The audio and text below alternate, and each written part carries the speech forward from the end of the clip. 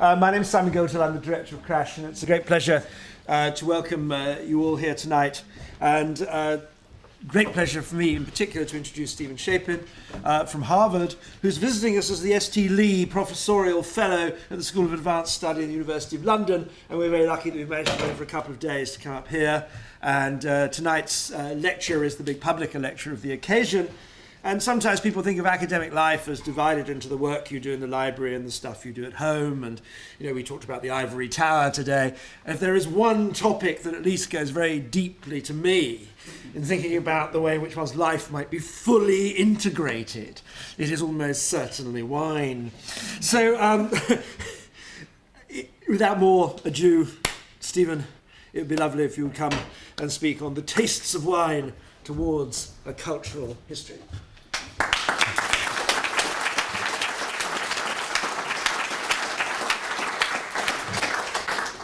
Thank you, Simon. What can I say but I agree? I decided at a certain point what I would like to do is bring my life together, just as you say, the stuff that I do for work and the stuff that I do, shall I say, when I'm not working, and so far it's worked.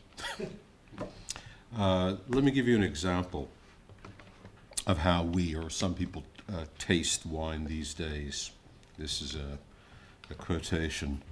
The nose offers up a plethora of aromas including plum liqueur, kirsch, spice box, coffee, prunes, and jammy cherries. As the wine sits in the glass, spicy oak, pepper, allspice, and clove scents emerge. Full-bodied, rich, and mouth-filling, this is velvety textured, voluptuous, hedonistic wine, 95 points. Now that, of course, is the celebrated American wine writer Robert Parker describing a Californian Zinfandel, sort of wine he likes, though the generic form of that sort of wine writing has become ubiquitous. Lots of people write in these sorts of terms and use these kinds of predicates to describe wine these days. Now, some people interested in this sort of thing focus on the numbers and attempt to quantify goodness, and I'm not uninterested in that.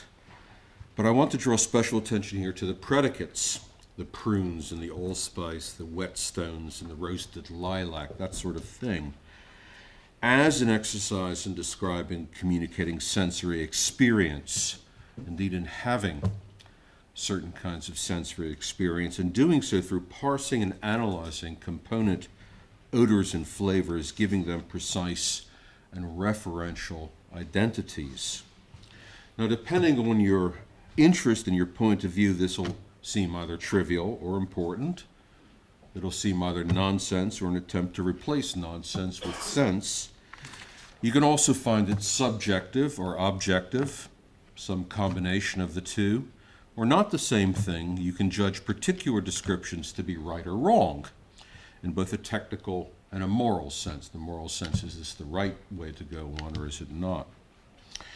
Mainly, I suppose, and for most people, this way of going on is just irrelevant, since most people don't care about wine and its characteristics very much or at all. So this is a story, frankly, about how some people taste wine and how they talk about the tastes of wine. It's also an historical story, since we, or these some people, didn't always taste wine or talk about taste this way. We used, until quite recently, to taste and to talk about taste in different ways. The when, the who, and the what of this story are related. Now, one shouldn't claim too much for the interest of this story, and I don't. Taste figures in the wine world and in the global wine market, and while not a lot of people consider themselves to be connoisseurs, the wine market is bigger than many people suppose, even if it's not the defense industry we're talking about, or even the market for cereal crops. Wine was one of the ancient world's long-distance trade goods, and it's big business in the modern world. French wine exports alone come to about $8 billion, and the world export wine market is about $25 billion. So adding in the consumption, the domestic consumption of domestic wines, and this is just my estimate, the global market is probably well over $100 billion, or to give it a proper sense of its enormous scale, about the IPO valuation of Facebook.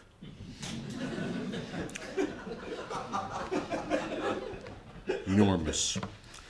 Moreover, the taste judgments of critics move markets and even encourage winemakers to adapt to critics' tastes. So wine judgments are consequential if they are subjective, and if some people think they're arbitrary.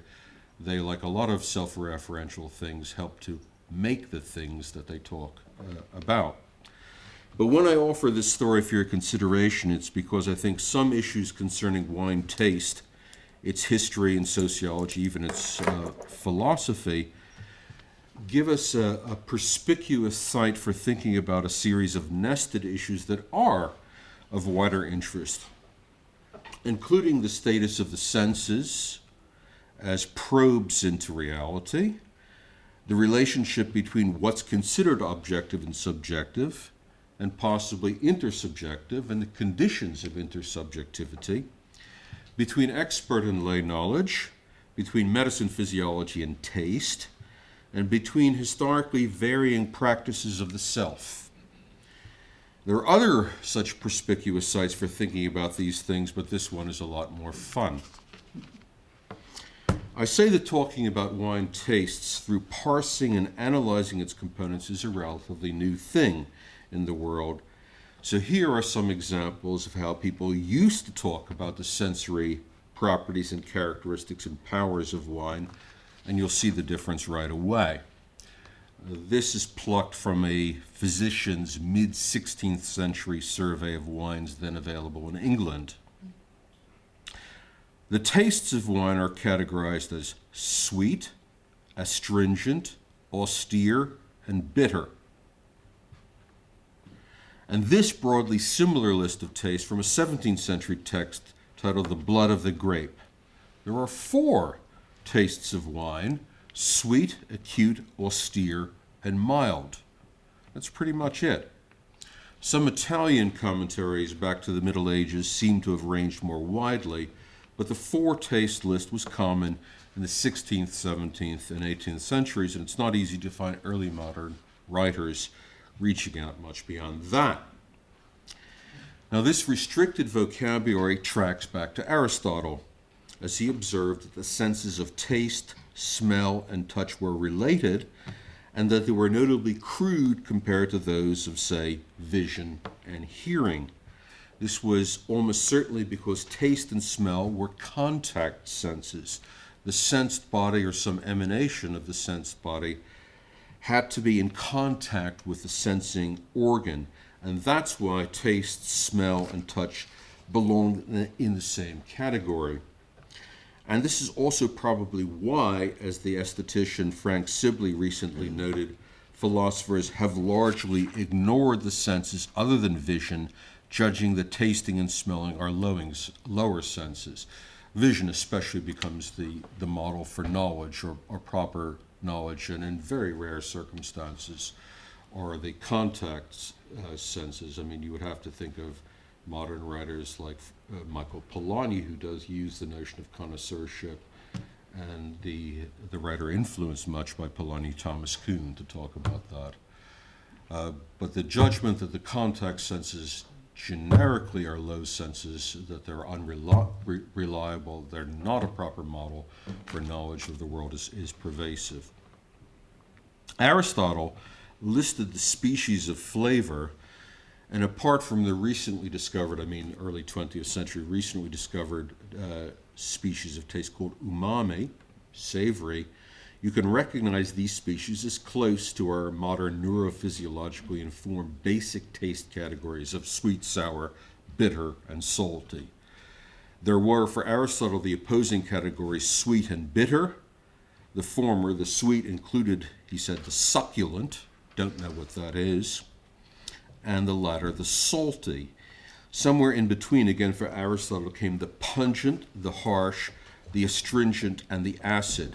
These pretty well exhaust the varieties of flavor, Aristotle said, concluding that there was neither the need for nor the possibility of a rich and extensive vocabulary of tastes and odors. Now, there are various attempts from Nehemiah Grew in the late 17th century through von Haller and Linnaeus in the 18th century to expand the basic categories of taste, but really they did not much catch on either in the technical world or in the vernacular world of describing the varieties of taste.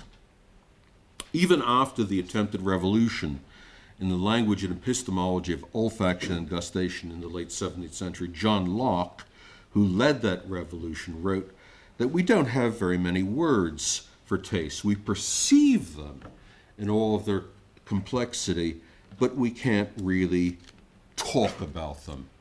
He said the variety of smells, which are as many almost, if not more, than species of bodies in the world, do most of them want names. Sweet and stinking commonly serve our turn for these ideas, which in effect is little more than calling them pleasing or displeasing, which is actually a very interesting locution, as I'll come to. Nor are the different tastes that by our palates we receive ideas of much better provided with names. Sweet, bitter, sour, harsh, and salt are almost all of the epithets we have to denominate that numberless variety of relishes which are to be found distinct. So John Locke is recognizing, as ancient sources are recognizing, that we are able to sense and discriminate these, but we can't attach predicates to them. By the way, the Lockean formulation is almost exactly echoed by the French gourmand Brillat-Savarin without acknowledgement in the 1820s. So the early moderns were, unlike us, mostly lost for words in describing the taste and smells of wine. In 1663, the dyer Samuel Pepys, in the first English documentary mention of a named French chateau, famously said, "I drank a sort of French wine called Haut-Brion, that hath a good and most particular taste that I never met with." A good and most particular taste would hardly pass muster in Decanter magazine or the Wine Spectator, but this restricted vocabulary didn't seem to bother the early moderns at all. Now, that's not to say they didn't care for the properties of the wine that they bought and drank. They did, perhaps even more than we do, because those properties were much more important to them than they are for us, and that's what I'm going to try to show. For example, they cared greatly whether a wine was good or not. And this mattered a lot because much wine wasn't good. Now, that's not to say that we wouldn't like it if we drank it, but I think we probably wouldn't, if only for the reason that the Haut-Brion that Samuel Pepys drank was probably oxidized. But it's particularly to say that they reckon that a lot of wine on the market was not sound, that it might be watered, though again consumers generally watered wine before they drank it, that it didn't have the properties it was supposed to have, or that it was adulterated, or as they then said, sophisticated. Hence the outburst in Tobias Smollett's Humphrey Clinker. What passes for wine among us, the English, is not the juice of the grape. It is an adulterous mixture brewed up of nauseous ingredients by dunces who are bunglers in the art of poison making. Judgments of the goodness of wine were then common, just as it was believed that some people were more capable than others of assessing whether a wine was good. There was a proverb that was well known in the 17th century that said, "Good wine needs no bush." This is not George. Shakespeare used it in the epilogue to As You Like It. If it be true that good wine needs no bush, 'tis true that a good play needs no epilogue. Of course, this is epilogue speaking in As You Like It. Yet to good wine they do use good bushes, and good plays prove the better by the help of good epilogues. What was meant was that you could tell good wine from its taste, smell, and color, so you needed no advertising and puffery. The bush in this proverb is the sign hung outside a tavern, like the lamb and flag or the plow and stars. It said, in effect, "Here's good wine," but you didn't need any advertisement if there was indeed good wine inside.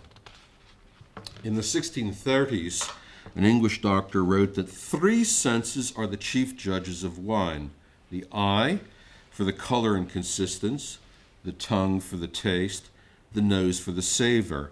And all these must be applied to wine in its kind, as, for example, if claret wine have a right claret color, If it be in savour and taste and thinness or thickness, in age accordingly, then you may be bold to call it good claret. The judgment was of goodness, in the sense of soundness and authenticity, being the thing it was supposed to be.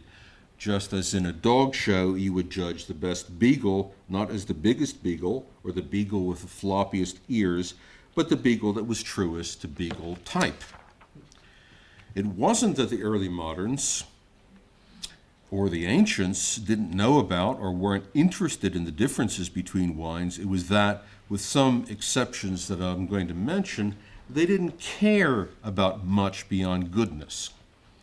As another 17th century physician wrote, there are several sorts of wine differing much from one another in goodness and worth, so likewise in taste, color, consistence, and smell, being of the growth of several countries and places, differing in climate or soil. But he said it would be tedious and not so necessary and useful for the reader to describe them further. In other words, it was recognized there were differences that you could, people with good senses could tell the difference between claret and claret that was what it was supposed to be, and Tinto or Rioja that is what it was supposed to be. The major exception that indicates how much the early moderns cared about the properties and qualities of wine is medicine. Wine might be a part of one's diet, and like all other parts of diet, even in England, was assessed for its properties and their effects on your body. The physician that I just quoted, who thought it tedious to go on at length about the taste and smells of wine, nevertheless recommended that you should choose wines as may best suit or agree with the nature and condition of your body. Now, what's that about? The notion of suiting or agreeing with conditions of your body, because this is the language of Galenic dietetic medicine, which is still vigorous into the 17th century and beyond. It was a shared language. Physicians and lay people all knew how to use the terms of Galenic medicine, and it was a language which powerfully linked medicine with the phenomena of taste. There are 4 elements: earth, air, fire, and water, each with a pair of qualities associated with the element: hot, cold, moist, and dry. It was a cosmological language. Everything, material objects, items of element, you and the parts of your body could be described in terms of these elements, the balance of the elements and of the qualities associated with them. In the case of the body, of course, the humors.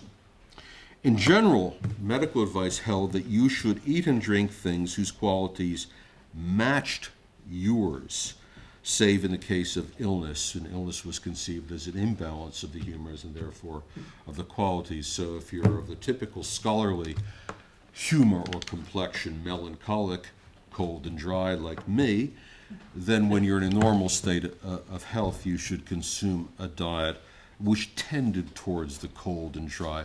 And of course, if you were imbalanced, and the imbalance of melancholy would be the extremes of cold and dry, then you should consume things, including wines, whose qualities corrected for those of your momentary state of imbalance.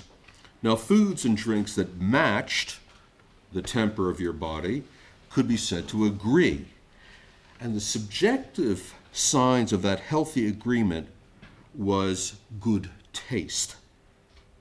So in other words, things that tasted pleasant, that agreed with you, gave signs that their qualities matched the qualities of your body. This meant, among other things, that the sense of taste, which is formally devalued for its discriminating power, could be regarded as a reliable philosophical probe into the nature of things, including the nature of element. It was a reliable guide to what the qualities of things were. But for present purposes, it meant that taste language, in which most of lay society was most interested, was medical in its nature. The tastes of wine were largely cast in Galenic language and monitored, as they now are not, for their health or disease promoting powers. Now, if we think of the medical context of wine, we think of resveratrol as allowing us to live forever, or in the case of my general practitioner, consuming more than 14 units of alcohol, creating potential problems, Professor Shapin. Now, all wines were understood to be wet. There's some qualifications to that. So most of this medical interest centered on the degree of heat, and therefore your attention to the hotness of different kinds of wine was calibrated to the temper or complexion of your body, but also the time of your life. So you became more cold and dry as you aged. We all tend to go from the heat and moisture of childhood to the coldness and dryness of old age, and also to the season of year. And as you'll know from Galenic medicine, diet is geared, personalized to your temperament, but also to the time of life and the time of year. And so your choice of wines should be similarly calibrated. There's enormous amount of attention given to that in the dietary texts of the early modern period. There was also a scale of wine hotness that should be attended to then as you age. So Dr. Johnson told Boswell in the 1770s, claret is the liquor for boys, port for men, but he who aspires to be a hero must drink brandy. That's one of the benefits of aging. The flip side of that was that children and young people should not drink wine, not because they're going to drive their cars into a tree, but for Galenic reasons. So you have in Plato's Laws, shall we not pass a law that in the first place no children under 18 may touch wine at all, teaching that it is wrong to pour fire upon fire, either in body or in soul, and thus guarding against the excitable disposition of the young. So the young are naturally hot. Wine heats them up, and that's why people under the age of 18 shouldn't drink wine. You find Galen on that as well. The heat in wine, as in the heat of other forms of aliment in the Galenic system, was measured in degrees, from the first or lesser degree of heat to the third or most intense degree of heat. And you had to know these things as part of bodily monitoring. In general, wine took its degree of heat from its geographical source, so that claret was considered hotter than hock, or Rhine wine. Sack, or sherry, was hotter than claret. Madeira and Canary and Greek wines were hottest of all. There were also more specific medical things to be said about wine, things that depended less on the four-quality theory, but which used a range of analogies from the appearance and texture of wines to establish their likely physiological effects. So, for example, wines that were light in color and light in texture were often said to have medical consequences flowing from those sensible qualities. Canary and sweet wines are, it was said, purgative and open obstructions in the lungs. Rhenish wine is a very wholesome liquor, penetrating, opening, and provoking urine. Big concern with the stone, and the relationship also between consideration of bladder and kidney stone and tartrates. Well known, the presence of tartrates in wine. So that Rhenish wine is fittest for fat and full-bodied people, but lean, spare, and thin persons will agree better with feeding and fattening wines such as Canary, Muscadel, Tent, and such like. If you had bladder stone, which so many early modern scholars did, then you wanted lighter German wines to open up the blockage. Or conversely, red wine is an austere, sharp taste of an astringent and therefore good quality to stop choleric vomitings and fluxes of the belly. So you see forms of analogical reasoning from color and texture, and possibly from the experience of agreement or disagreement, not just on the palate, but in the in the stomach to infer the powers and physiological qualities of wines. So where did all that way of talking about wine go? Now, briefly, the medical and physiological vocabulary and the notion of taste as agreement went the way of the Galenic system to which it belonged. It was disappearing, not suddenly, but slowly from official medical vocabulary by the late 18th to the early 19th century, not disappearing from the popular medical literature in which it continues to flourish through the 19th century and even really into the Edwardian period. But what about the shift from a spare descriptive vocabulary to our current ornate and elaborate one, the one I started with, a vocabulary that's generated its own resistance? What I think calls out for explanation is not why 17th century people didn't go on about roasted lilacs and blanched almonds, but how and why it came about that we do, or some of us do. The ability of certain people to discern wine tastes, mainly to establish their soundness but also their identity, was a centerpiece of David Hume's seminal essay of the Standard of Taste, 1757. Though the connoisseurs possessing delicacy of taste that Hume wrote about in the story retrieved from Cervantes' Don Quixote weren't aristocrats or bourgeoisie, but peasants. It was the relatives of Sancho Panza who's telling the story. 18th century polite society recognized the need to negotiate your way through conversation about wine. So in the 1750s, the Earl of Chesterfield instructed his son, "There is a fashionable kind of small talk, which, trifling as it is of use in mixed companies and at table, where it keeps off certain serious subjects." This is very interesting because there's a medical understanding of table talk. This is why we're not supposed to talk politics or religion at the table, because it interferes with your digestion. And so light and agreeable talk. Table talk actually is medically framed. So there's a kind of fashionable small talk that keeps off certain serious subjects that might create disputes or at least coldness for a time. Upon such occasions, it's not amiss to know how to parler cuisine and to be able to dissert upon the growth and flavor of wines. These, it is true, are very little things, but they are little things that occur very often, and therefore should be said with grace and politeness. But for the most part, trifling this talk was, and while Chesterfield wrote intermittently to his son about different sorts of wines in terms of price and value, he never found an occasion to describe them. Through the 19th century, people who made, marketed, and consumed wine did, of course, care about goodness, that's to say, again, quality and authenticity. That was one concern addressed by the 1855 classification of the wines of Bordeaux, which is ordered by the Emperor Napoleon III. The classification of wines into orders of quality, from Premier Cru, First Growth, Chateaux Lafite, Latour, Margaux, and so on, through Fifth Growth, and then later from the 1930s, the designation of bourgeois claret. So you have classification of quality by way of the class system.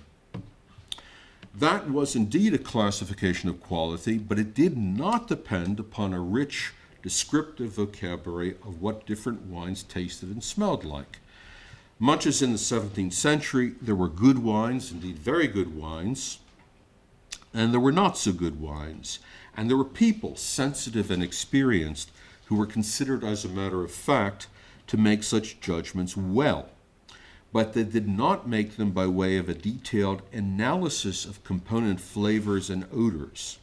They did not justify or publicize them through any such flavor and odor language, nor did they, of course, assign numbers to the wines to express their overall goodness, except for first, second, third, fourth, and fifth growth in Bordeaux. What the 19th and early 20th century did witness was the elaboration of a way of talking about wine which had some precedent in antiquity and the Middle Ages, but which really got going in a serious way in the Victorian and Edwardian periods.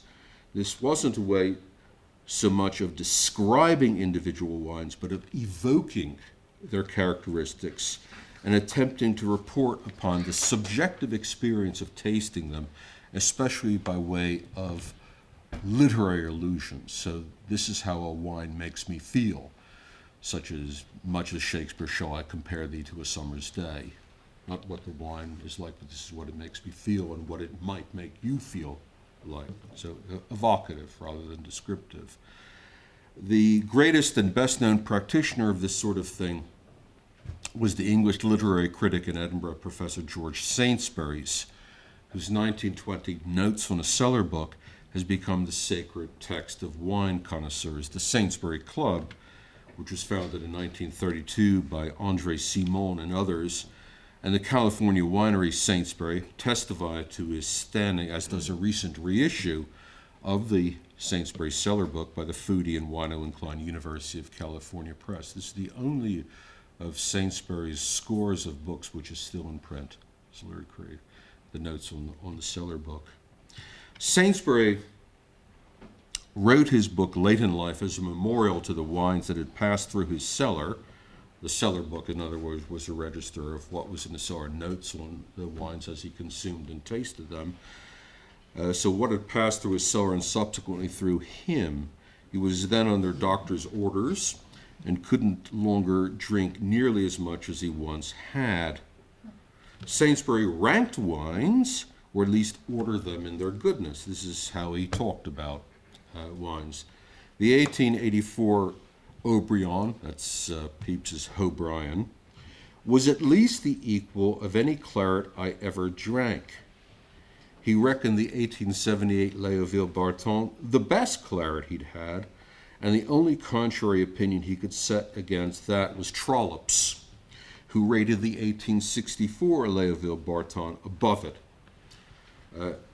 Saintsbury judged in the 1881 Coburn's the best rich port that I ever had, and of the 1858 Romanée Conti, Saintsbury wrote that it was impossible to conceive anything more perfect in its kind.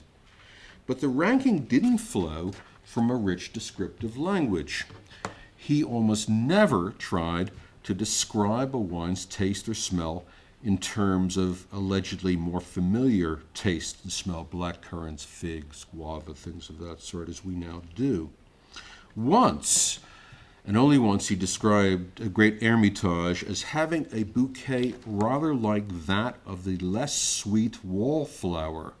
But it's not the kind of thing he generally went in for. You really can find almost nothing else in the Cellar book like that one remark, and I think there was a touch of the sardonic about that isolated usage. Saintsbury loved his wines. He knew, and he thought you should know, what was good and what was not so good, what was authentic and what was not authentic, but describing was just not what he did. This sort of thing was more in Saintsbury's line as a literary critic, either evoking instead of describing, or evoking as describing. Of the 1888 and 1889 Grave, Chateau Smith au Lafitte, they were charming. Browning's A Pretty Woman is the poem that reminds me most of them. Robert Louis Stevenson provided the aphorism for this way of talking. Wine, he said, is bottled poetry. You wouldn't take apart a poem into its component aesthetic units. Actually, you do that in a modern American university. And you wouldn't think to communicate a poem's qualities by telling someone about those units and then inviting them to reaggregate them. And you certainly wouldn't do that about a wine in Saintsbury's practice. Things began to change around the time of Saintsbury's death in 1933. And among the founding fathers of the modern vocabulary of wine taste were André Simon, Alexis Lichine, and A.J. Liebling, whose New Yorker pieces included stuff like this, on a modest southern French rosé. Tavel has a rose cerise robe, like a number of well-known racing silks, but its taste is not thin or acidulous as that of most of its mimics is. The taste is warm and dry. Curiously Galenic language. like an enthusiasm evocative held under restraint, and there is a tantalizing suspicion of bitterness when the wine hits the top of the palate. This parsing of the palate into geographic regions of the palate begins to appear at around this time. Christie's Michael Broadbent recently recalled the heyday of this style in the 1920s and 1930s, finding it at once precious and wonderfully French. This is Broadbent. I do like a bit of pure poetry, my favorite author being the late and great André Simon. At the end of a lunch at the Heinz Head in Bray, not the Fat Duck, the Heinz Head in Bray, his host asked Simon for his first reaction to the wines. He answered that a 1926 Chablis reminded him of the grace of the silver willow, the 1999 Montrachet of the stateliness of the Italian poplar, the 1920 Cheval Blanc of the magnificence of the purple beech. You get the tree theme. The 1870 Lafite of the majesty of the royal oak. Mind you, Broadbent, the French have always been good at this sort of thing. But he reckoned that the English should avoid that sort of stuff. So he recommended, actually the words of the late Louis Jadot of Burgundy, what to do when tasting wine. There are 4 things to do when tasting a wine. First, look at it and say, what a lovely color. Then smell and say, what a beautiful bouquet. Thirdly, drink it and say, what a good wine. And lastly, look at your glass and remark with pathos, what a pity is empty. You find Hugh Johnson saying almost exactly the same thing in Irritation at people like Robert Parker. But that's not really the vocabulary we're familiar with these days, not the peach skin, roasted lilacs, and blanched almond stuff, and certainly not the 89 points. And it turns out that this sort of thing is quite recent. In fact, there were very few trade books on wine tasting, how to taste wine, until very, very recently, and I would say the 1970s, which is also the period, with 1 or 2 exceptions, of the founding of wine magazines for consumers and the idea of the wine and cheese party. So there are lots of books about viticulture, about enology and wine on the marketplace, but not about its tastes and how to taste wine for consumers until, as I say, maybe 1 or 2 in the 1950s, 1 or 2 in the 1960s, and then a spate of them from the 1970s. The 1892 English translation of Giacomo Grazzi Soncini's Italian Wine Classification, Wine Tasting Qualities and Defects was not a text for consumers.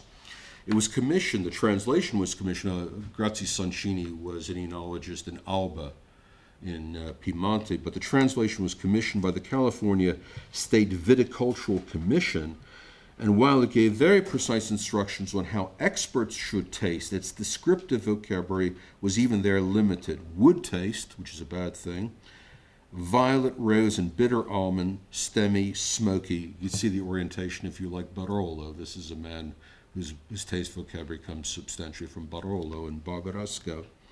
And a series of defective tastes. And it made only a passing gesture at a quality, numerical quality scale. There's a 10-point quality scale. 10 for perfect, 8 for quite good, 6 for fair, and below that various defects. So interestingly, in professional circles, the genealogy of this leads up to the work of the Enology and Viticulture Department of the University of California, Davis. You start out with perfection, and then you lose points for defects. In the world of Parker, you start out with 0. Actually, you start with 50, which one gets for showing up, and then you have various degrees of excellency. Perhaps we could talk about that if there is, as I hope, discussion about where these economies of numerical scoring come from. Now, Robert Parker by no means invented modern wine talk, even if it's likely that since the 1980s he's brought it to its highest and most typical pitch. Parker owes an enormous debt to the writings of enologists at the University of California at Davis, especially a man called Maynard Amarine, who actually in his book called Wine Sensory Evaluation published the year before Parker's Wine Advocate began publishing, gives you a list of permissible predicates that you can assign to wine, odors and tastes, and impermissible ones. And the permissible ones, and perhaps I will show you this in due course, because this is an artifact of the University of California at Davis. The permissible ones are predicates that have a reference in the identifiable chemical components that are regarded as the causative agents of those odors and flavors. And this is exactly what Parker is doing when his descriptive language becomes institutionalized by the middle to late 1970s. So what's brought this all about? Now, the answer is bound to be complicated. So many forces, institutions, and social changes are involved, but that's just why the subject is interesting from so many points of view.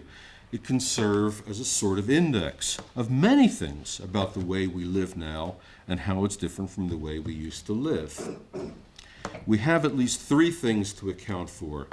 The first is the disappearance of a medical culture surrounding wine taste and wine talk, and there's not a lot more that I want to say here about that, except to remind ourselves that the meaning of wine properties and taste was once subsumed within a medical framework, and now, with the exception of resveratrol as a way of living forever and alcohol is conducing to high blood pressure, Professor Shapin, now is not. There was in the past so much interest in wine's heat and wine's agreement with your complexion that there was little reason to parse it in terms of peach skin and wet stones. Now, I'm going to put aside here something that I'm really quite interested in, which is the development of the organic chemistry of food, and especially wine flavor components. And this is the work of people like Justus von Liebig from the 1830s, and continuing in a genealogical relationship to the work of people, Emile Peynaud, and the enologists at the University of California, Davis, through the middle of the 20th century. The second aspect is what might be called the individuation of judgment. In modern times, we assume that our task, the only legitimate task, is to form our own assessment of a wine's goodness. Anything else would be illegitimate, so we're actually talking moral language here. Why submit to anyone else's authority when you have your own capacity to judge? After all, it's you that has to drink the stuff and ideally like it. Your subjectivity becomes individualized. Also, it's you that has to go out to the market, a market which used to have a limited range of wine, but which now, and especially in Anglophone countries, contains all the world's wine. So if you go, to a small town in Umbria, and you go to buy wine, you will find, with minor exceptions, the wines of Umbria. Maybe, if you're lucky, some Tuscan wines. If you go to Waitrose or Tesco's or Marks and Spencer's, on the shelves you have all the world's wines, sometimes random of country. And the labels on the shelves are quite interesting because they orientate you to what to expect about all the world's wines, most of which you're unfamiliar with. And the same thing for the description of wines in restaurant wine lists. Yeah. So this is an individuation of judgment which is geared to the globalization of the marketplace for wines, which is a feature of the expansion of the wine market. So you walk into the supermarket, or you look at the wine list in a restaurant, and you have to pick the best, the wine which you're going to like and which will be of value by quality-price ratio is the technical term for that. If you ask how else could it be, I can remind you of the extent to which in the past people vaguely like us, not me, but people vaguely like us, either inherited their cellars. I inherited a bottle of Mogan David, like inheriting their furniture, or depended upon institutional sources, their colleges or clubs, or followed in the tracks of their fathers and grandfathers in forming special ties of familiarity to trusted wine merchants, the Corney and Barrow, Justerini and Brooks, and Berry Brothers and Rudd of this country.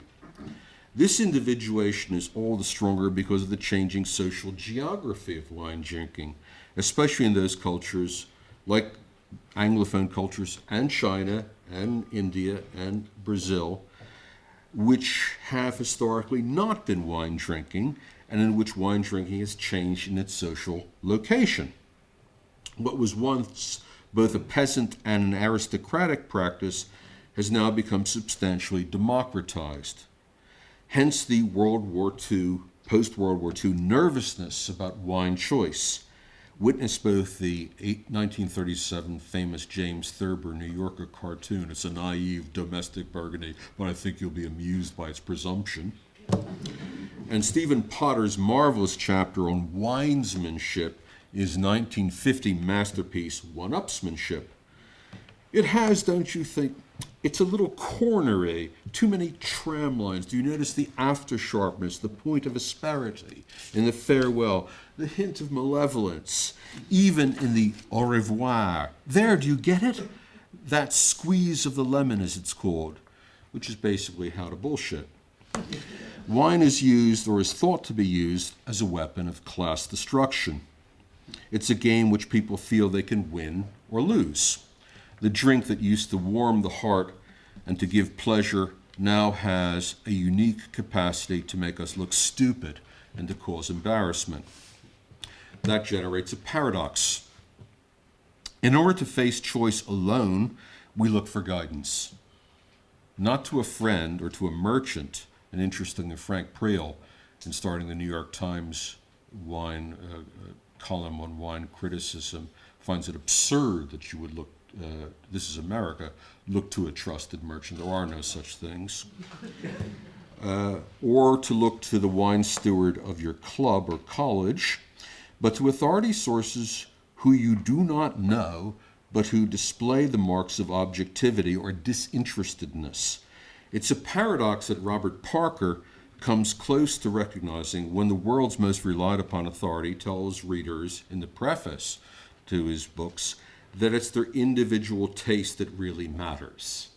And when Robert Parker disingenuously says there's nothing objective about wine, and then to proceed to behave as if there's everything objective about wine tastes. The way Parker talks about wine, and the way indeed we came to talk about wine in roughly his way even before Parker's rise, is down to the appearance of objectivity and disinterestedness. So no more Chesterfieldian je ne sais quoi, no more evocations of poetry, in fact, no more references to presumptuous wines lacking in breeding, no more vagueness about what's really in the glass. Instead, a focus upon the real objective thing in front of us. What is in this glass? How we describe what is in this glass. Not evoke it. Not talking about how it makes us feel, but to describe it basically to do analysis. To do analysis of the subjective sensations in the glass. To connect the subjective to the objective in a causally coherent chemical language.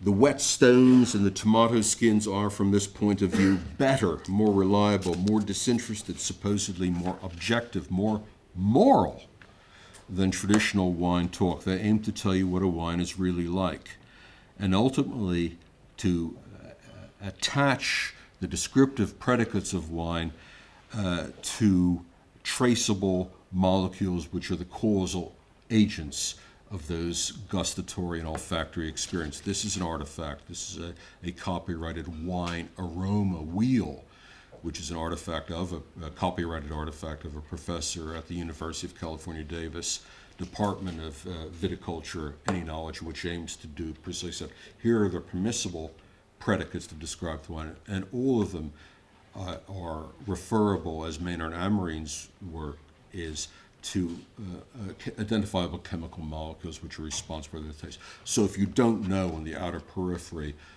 what an asparagus tastes like, open, oddly enough, a tin of canned asparagus and take a few drops of the liquid and put it in a neutral wine, and the same thing for vanilla and so forth.